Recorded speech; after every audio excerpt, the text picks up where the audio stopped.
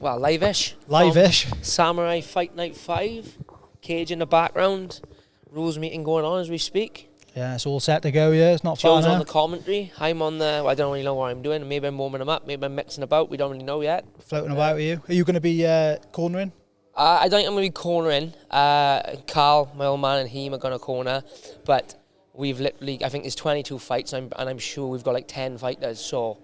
Yeah. It's going to be busy, you know. There's going to be times where the fights are back to back to back, so we're going to need a couple of us out the back to keep the boys warm whilst the coaches are out doing the cornering. So when they're cornering, then they're literally straight back up, straight back down. Half the time, like I've obviously worked the corner for 1 or 2 shows, and I've known them not even come up because obviously, as you know, the change room's upstairs. Yeah. I've known the coaches not even come upstairs. I've known them wait in the holding area for the fight that they come down because it's not worth them going up the stairs. They come straight back down.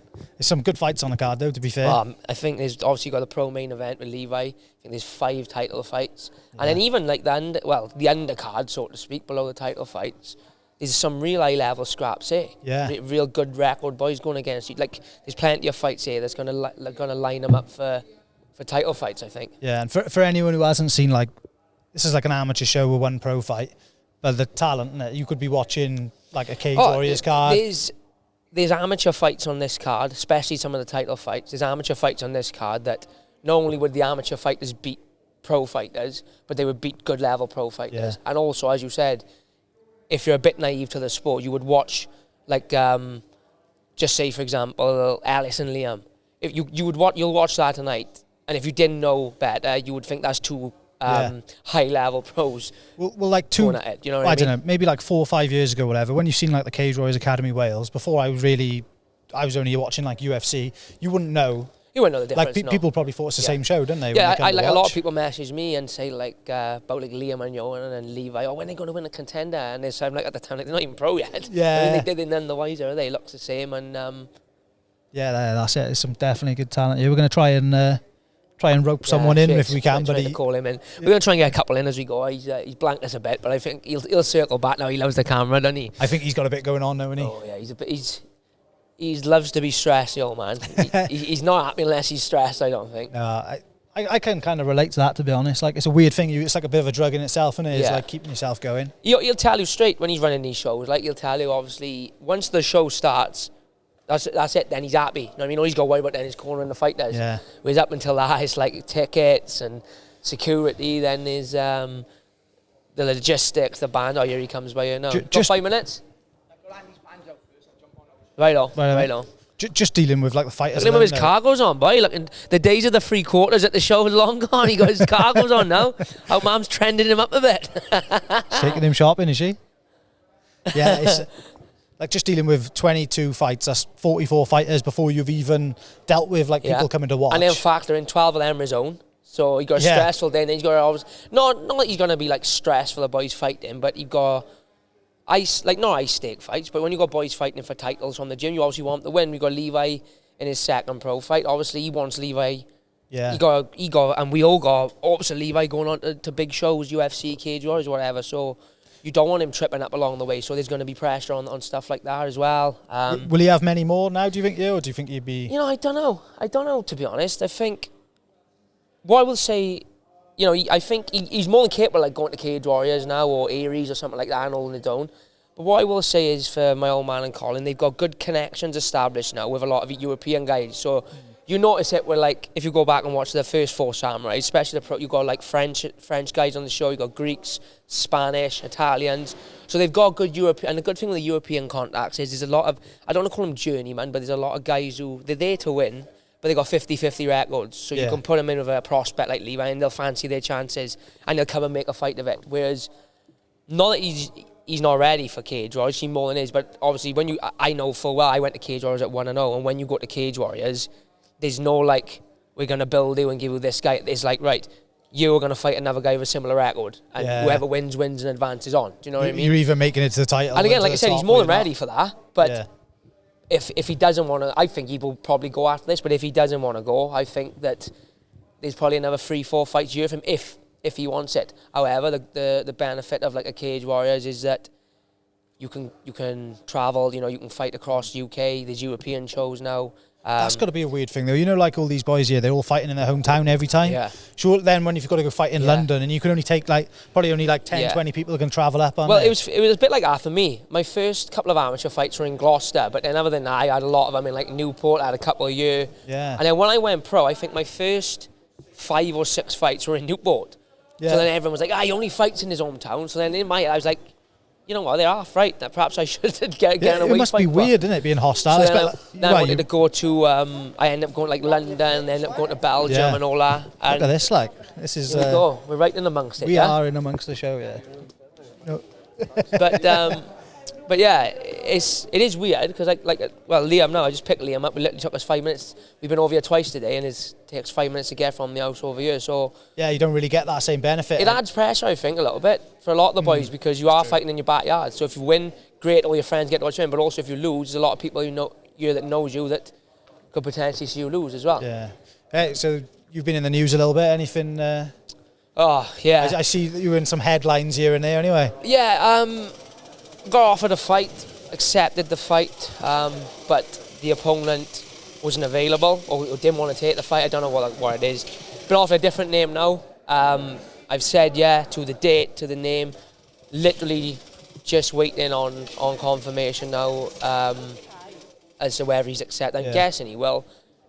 You know, obviously they got the big card tonight, the Perreira card in Salt Lake City. They got the Contender Series Tuesday. The trend of the last couple of weeks we've been yearing off. I'm on like a Wednesday, Thursday. So hopefully Wednesday I'll have a contract come through to sign and I can start pushing a bit of news out. But you know what it's like. I swear you to secrecy. And to be honest, I'm a bit of a what do they call it? Not tradition. Is it traditions?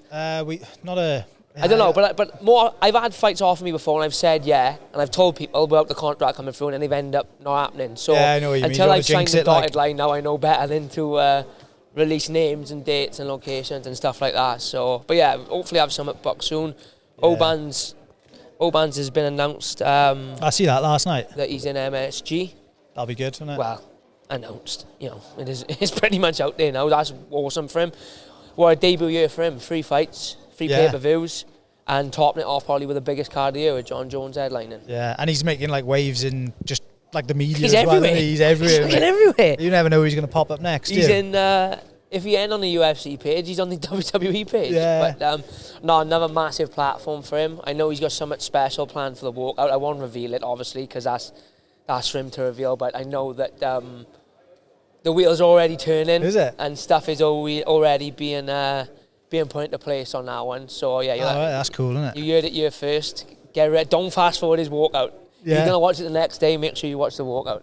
Sometimes when you watch it the next day, it already takes you there, doesn't it? Yeah, I just have to rewind a little bit on that one. I just hope that BT or TNT now don't cut it so they're straight in the cage. I hope they. Yeah. I think they will though. I think the UFC will know the crack and know what's happening. So I'd like to think that they'll.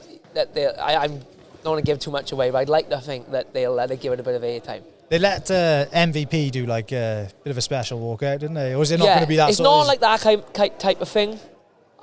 I don't want to say too much. I don't want to say too much because I don't want to hint that it'll give it away. Yeah. But yeah, we'll leave it there. But he's got something planned, and he's got the wheels turning on it. Both these fights quite short notice, though, isn't it? Like, I don't know exactly. You obviously said the date. Yeah. I mean, this is quite short, really, in comparison to what the card I'm looking at is 4 weeks away.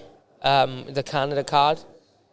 Obviously, it's short notice with a name. I've obviously said to you, and I put myself in a camp about 5 weeks ago. Yeah. I kind of eyed up November, any card in November really. I wanted to make sure that if I was going to take on short notice, I was already in fight shape, and I sort of feel I'm lean at the minute. My weight's really good. My weight's like, if I was to fight in 4 weeks, my weight's in the best spot it's been in. I'm fit, I'm strong.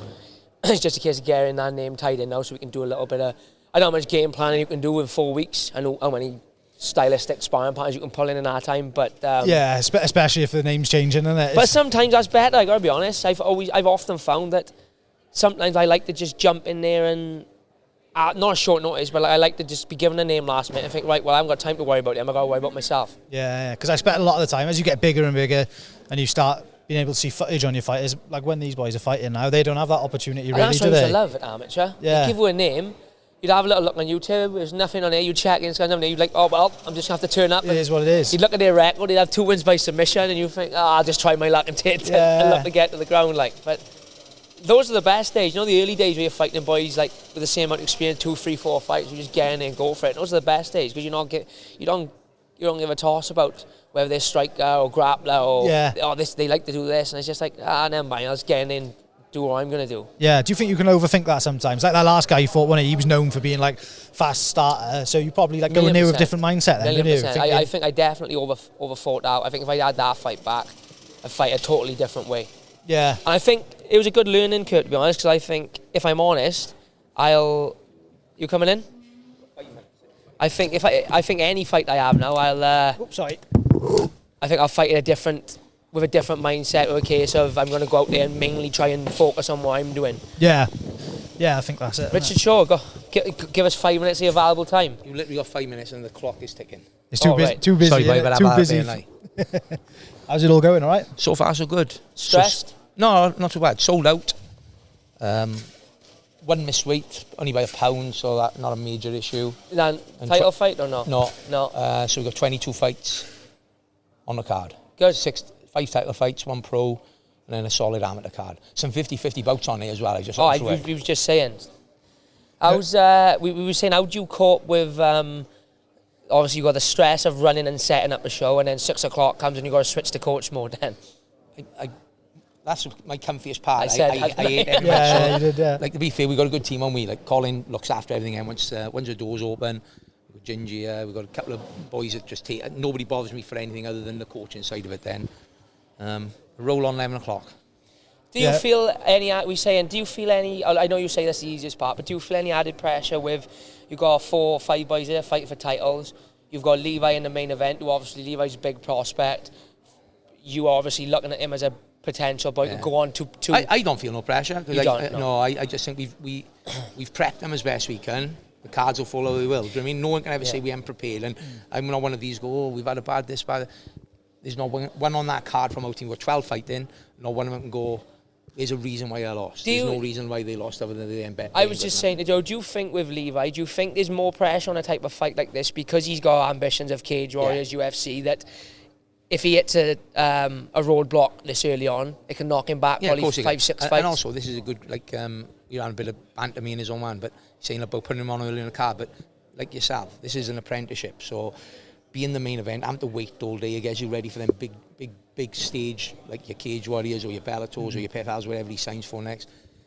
It gets him ready for being on their main cards, and eventually his ambition is to fight for a world title. Well, that could be him not fighting until 11 o'clock and with the world on his shoulders. But there's a lot of pressure on him, a lot of running behind him, and that's always going to have pressure. He's a laid back kid. He handles it well, Levi. I'll say it how it is.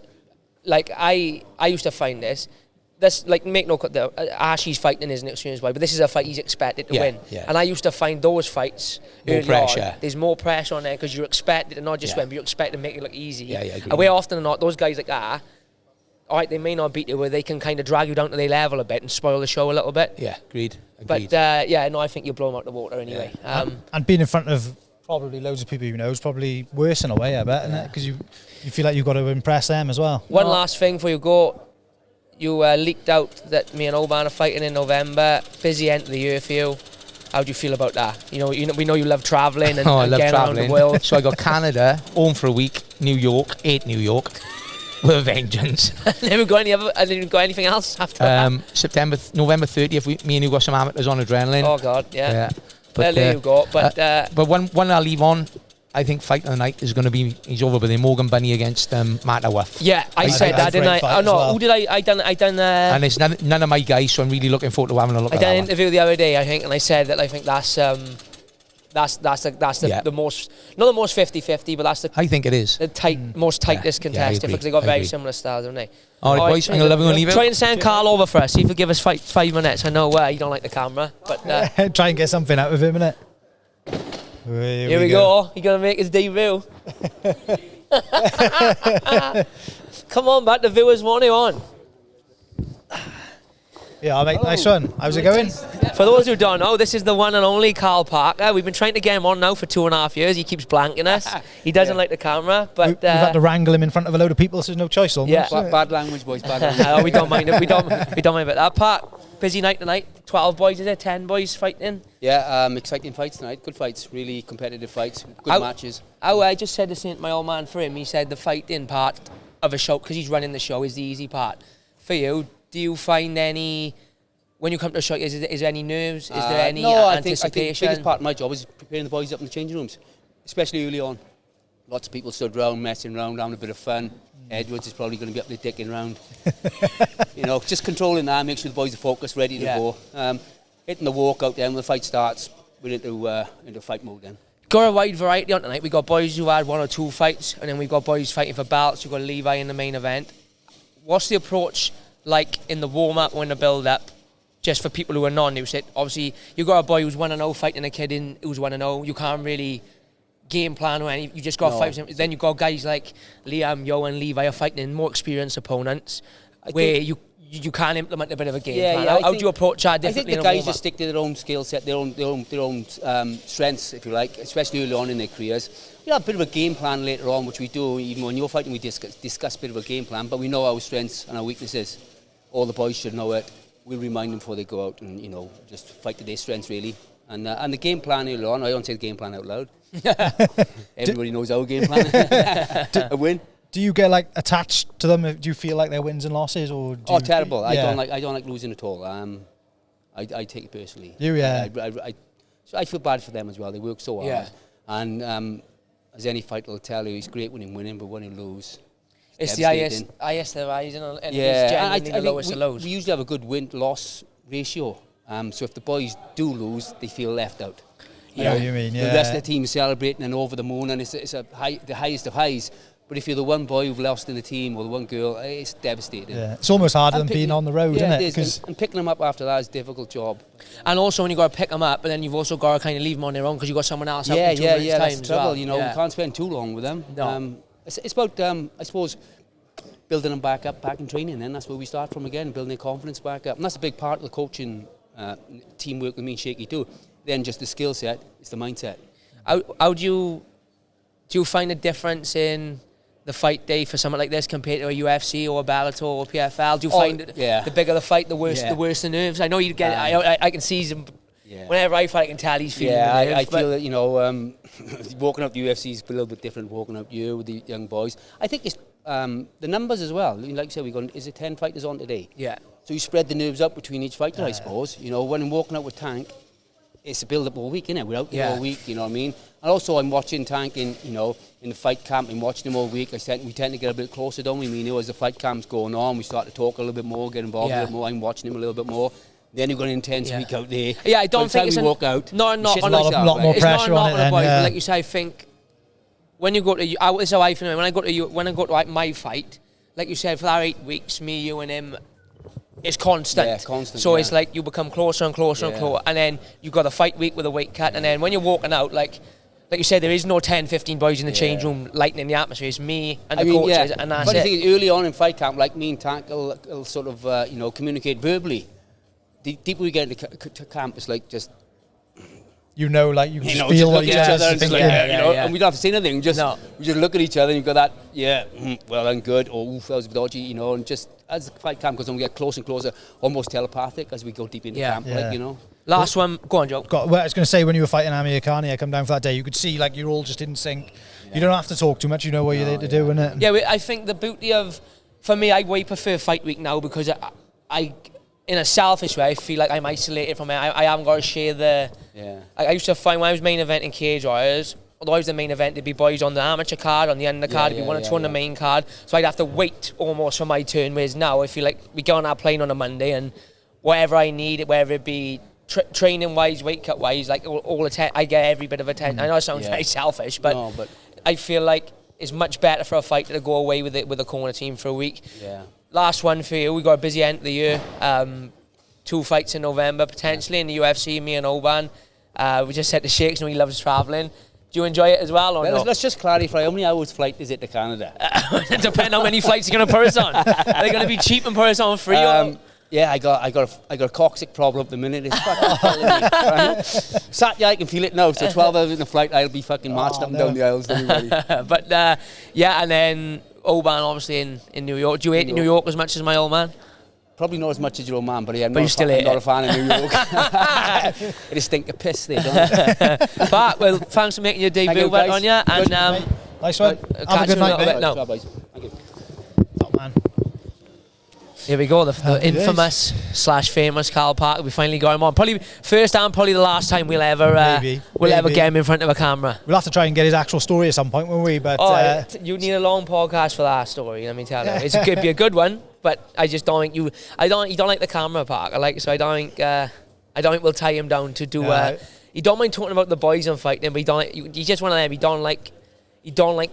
He don't take credit very well. You know It's what I mean? not about him, He's like, not about. yeah. He doesn't like anything being about them. He's very selfless. You know, he likes to be known as I'm there to coach and that's it. But I'd love to get him on to tell his story. I just don't think we'll ever tie him down. I think that's. I don't think we could bribe him on with payment. I think he would just. I think he's just straight up like, no, I'm not doing it.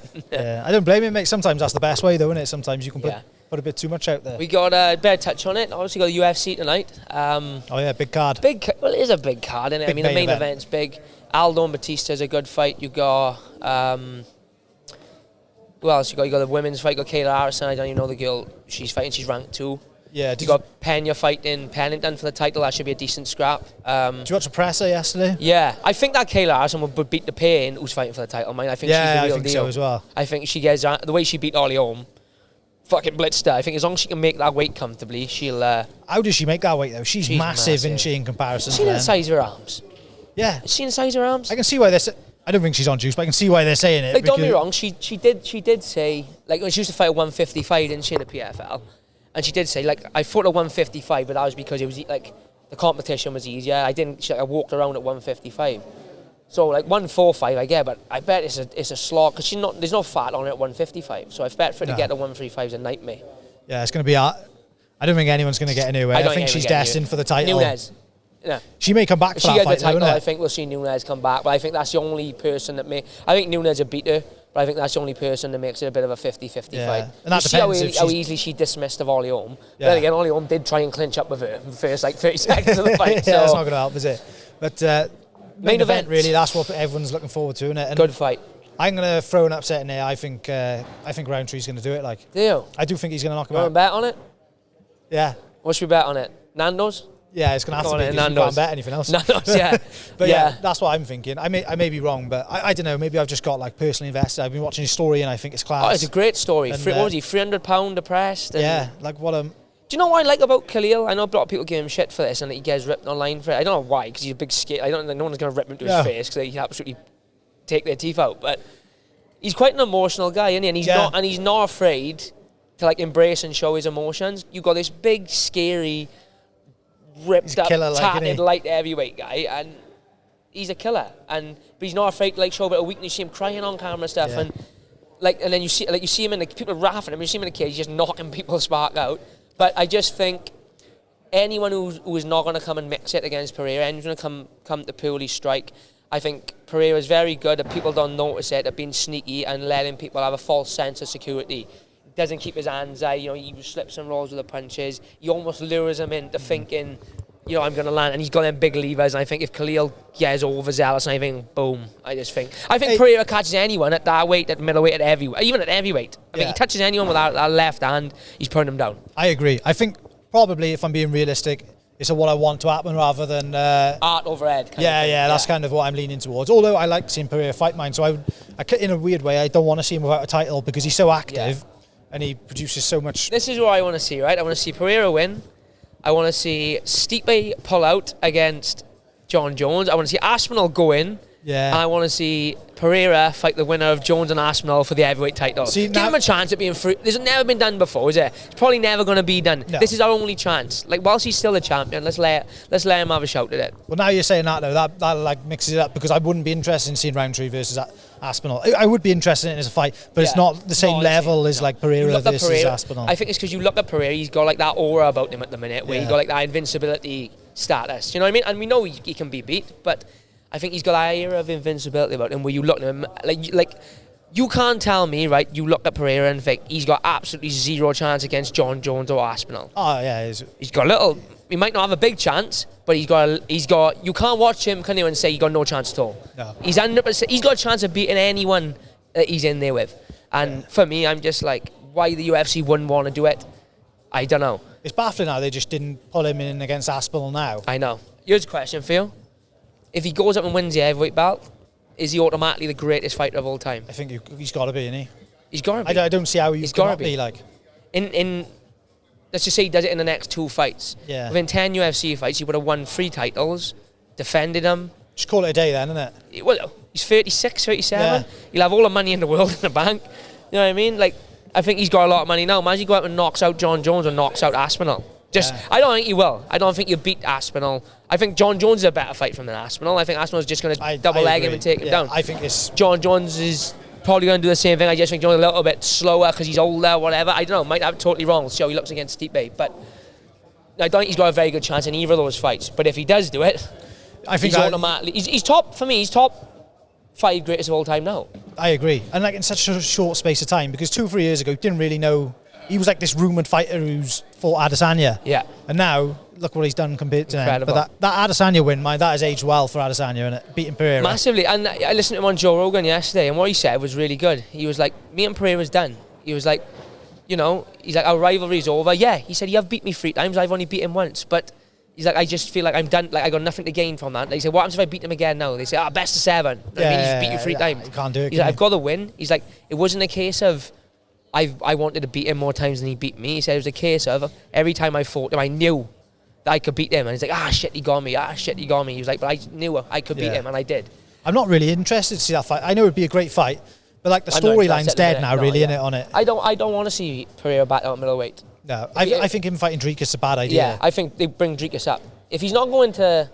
I think he knocked Dricus the fuck out. I think so as well. I think so. If he's not going to heavyweight, leave him at light heavy. But I don't realise that Adesanya has a lot of hate off fans, and by listening to him on Joe Rogan, I was a fan anyway, but he really come across well. He said a lot of things I could relate to, like in terms of his personal life and stuff. You know, it was a good listen. If you haven't listened to it, go have a listen. It was a good one. I listened to a bit of it, but you just look at him, right? For instance, look at everything that he's been through.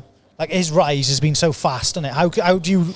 There's no school to deal with that, is there? No. And like he said, he literally went from fighting in like China for like £1,000 a fight to within 5 years being like a Puma athlete, multi-millionaire, biggest star in the UFC. Bit like Pereira. Yeah. You know what I mean? Gone from fighting on Glory to within 4 years, he's 2-weight champion, fighting for $1 million a fight. Yeah, you need people like around. There's no you book then. on how to do that. But you look at Pereira, I think he's got it nailed down. He's got like.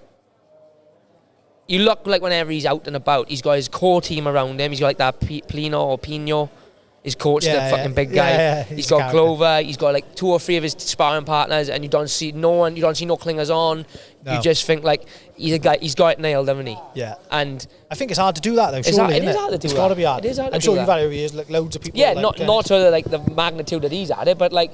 You know, you go out with a couple of your mates, right? You're always gonna try and have people cling on and linger about you. But you know, that's where you need a good core group of people around you to keep you grounded and let you know, listen, you're not too big for us to tell you straight. You know what I mean? And I feel like the group you got around him is exactly the same. How are we looking, anyways? I was hoping I was wondering. I'm sure I seen Lou Long, and I was going to try and pull him in after his bonkers fight last week, but I can't. I can't see where he's gone. So imagine if you'd had 5 rounds of that. Oh fucking no! I don't think either of them could have done 5 rounds. That was carnage, wasn't it? But yeah, hell of a fight. Did you watch? Quickly, did you watch that McGrillen versus Dean Garnett fight? Yeah. 14 knockdowns. That's mental. In 12 minutes. I seen like the highlight clip of just the knockdowns as well, and that is insane. Me, Grant, and Liam watched it in my house, and we had the UFC France on the TV, and we had that on the iPad, and no one was watching the TV. It was all crowded on the iPad, jumping around like school kids watching the street. I was like, I think that kind of put PFL a little bit more on the map for me, like in Europe anyway. Big time, because you know that McGrillen now when he fights for the final for the $100,000. Yeah. A lot of people are going to tune in to watch that. I'll 100% watch it now because I knew about McGrillen anyway. He's a big prospect, big puncher. He's always in a good fight. But you watch that I'm a casual fan, but as a casual fan, if you've watched that, you're 100% going to tune in. You know. I think they need to like almost stop grabbing like. You know, like the big stars of the UFC, the old ones, and pulling them in. Like, well, I think the Europe's a little bit different, though. And I think like the Europe's like a feeder show. Like I think they build up the stars in Europe. If they get to a stage like McGrillen now, if he wins this 100K tournament, I know PFL don't have a bantamweight division, so I don't know what the crack will be there. But you know, you've seen like like Stevie Ray then lost in the final of the tournament twice, and then they put him down to Europe. I think if Lou had beat Stevie, they probably would have given him a fight on the big show. Do you know, Brett had a fight on the Europe show, then he went on to the PFL tournament. So I think it's more of a feeder show than like picking up I think the main PFL are like the guys picking up the ex-UFC vets and what have you. But yeah, fucking nuts fight. Yeah. Was there rumours going around Brett was going to be on this? Was it at one point? On this show, yeah. I think he wanted just something to tick him over, just to get him active. So he wants to line up like a big fight, maybe with PFL or PFL Europe at the end of the year.